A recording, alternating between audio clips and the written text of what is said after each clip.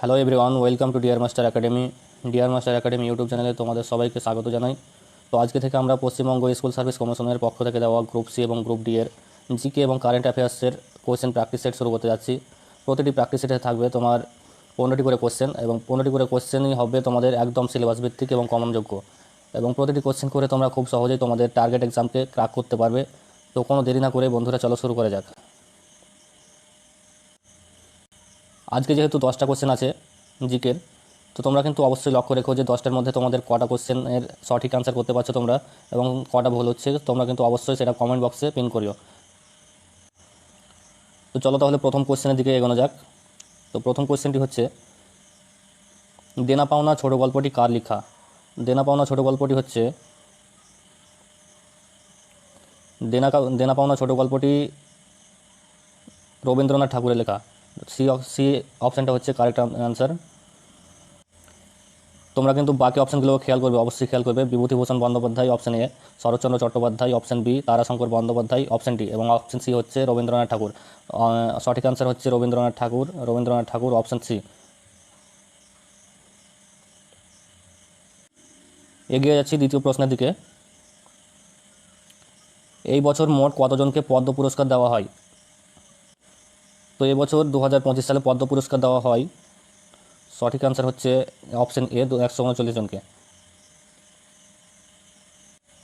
তো বেসিক্যালি তোমরা খেয়াল করবে যে পদ্ম পুরস্কার কিন্তু 3 প্রকার: পদ্মবিভূষণ, পদ্মভূষণ এবং পদ্মশ্রী। পদ্মবিভূষণ, পদ্মভূষণ এবং পদ্মশ্রী এইটুকু তোমরা খেয়াল করবে অবশ্যই। যে পদ্মবিভূষণ হচ্ছে 7 জনকে দেওয়া হয়েছিল, পদ্মভূষণ হচ্ছে 19 জনকে দেওয়া হয়েছিল, এবং পদ্মশ্রী দেওয়া হয়েছিল 113 জনকে।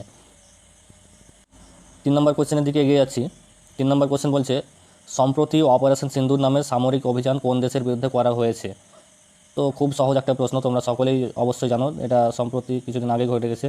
তো তো অপশানটা হবে অপশান বি।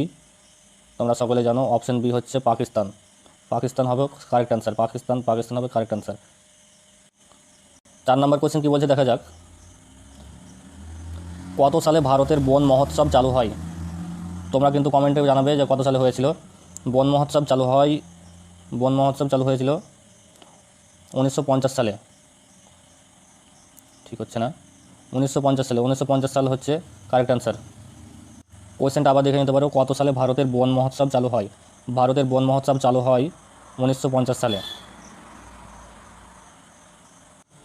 নেক্সট কোয়েশ্চেন হচ্ছে, নীল লোহিত এটি কার ছদ্মনাম? নীল লোহিত অপশন এ হচ্ছে, একটু দাঁড়াও, নীল লোহিত এটি কার ছদ্মনাম? নীল লোহিত ছদ্মনাম কার? সুনীল গঙ্গোপাধ্যায়, নাকি বিভূতিভূষণ বন্দ্যোপাধ্যায়, নাকি নারায়ণ গঙ্গোপাধ্যায়, বঙ্কিমচন্দ্র চট্টোপাধ্যায়? তো কারেক্ট অ্যান্সার হচ্ছে সুনীল গঙ্গোপাধ্যায় অপশন এ হচ্ছে সুনীল গঙ্গোপাধ্যায়। কারেক্ট অ্যান্সার হচ্ছে সুনীল গঙ্গোপাধ্যায়। 6 নম্বর কোশ্চেন, বিশ্ব জল দিবস কবে পালিত হয়?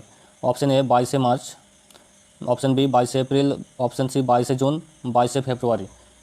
তো কারেক্ট অ্যান্সার হচ্ছে 22শে মার্চ হচ্ছে কারেক্ট অ্যান্সার। কোয়েশ্চেন নাম্বার 7, পলাশির যুদ্ধ কাদের মধ্যে হয়েছিল? তারা হলো পলাশির যুদ্ধ যাদের মধ্যে হয়েছিল তারা হলো ইস্ট ইন্ডিয়া কোম্পানি এবং মির্জাপুরের মধ্যে, অপশন এ। এখানে কারেক্ট অ্যান্সার হলো সিরাজউদ্দৌলার সাথে ব্রিটিশ ইস্ট ইন্ডিয়া কোম্পানির। 8 নম্বর কোয়েশ্চেন, ভিক্টোরিয়া জলপ্রপাত এটি কোথায় অবস্থিত? ভিক্টোরিয়া জলপ্রপাত, তোমরা অবশ্যই, এটা আমার মনে হচ্ছে তোমাদের সবার জানা আছে। ভিক্টোরিয়া জলপ্রপাত অবস্থিত আফ্রিকায়। অপশন নাম্বার সি হচ্ছে কারেক্ট অ্যান্সার। এরপরে 9 নম্বর কোয়েশ্চেন, টমেটো রঙের জন্য দায়ী পদার্থটি কি? টমেটো রঙের জন্য দায়ী পদার্থটি হচ্ছে option B number correct answer, lycopene. আজকের কোয়েশ্চেন সেটের সর্বলাস্ট কোয়েশ্চেন হচ্ছে 10 নম্বর কোয়েশ্চেনটি হচ্ছে, বর্তমানে ভারতের পররাষ্ট্রমন্ত্রী কে? বর্তমানে ভারতের পররাষ্ট্রমন্ত্রী হচ্ছে Subramaniam Jaishankar. Option number A হচ্ছে কারেক্ট অ্যান্সার। তো এই ছিল আজকের কোয়েশ্চেন প্র্যাকটিস সেট। এর পরের দিন থেকে 15টি করে কোয়েশ্চেন প্র্যাকটিস করানো হবে। তোমরা কিন্তু অবশ্যই চ্যানেলটিকে সাবস্ক্রাইব করে রাখো, যাতে পরবর্তী ভিডিও তো সর্বপ্রথমে তোমাদের কাছে পৌঁছে যায়। তো আজকে এখানে শেষ করছি, ওকে।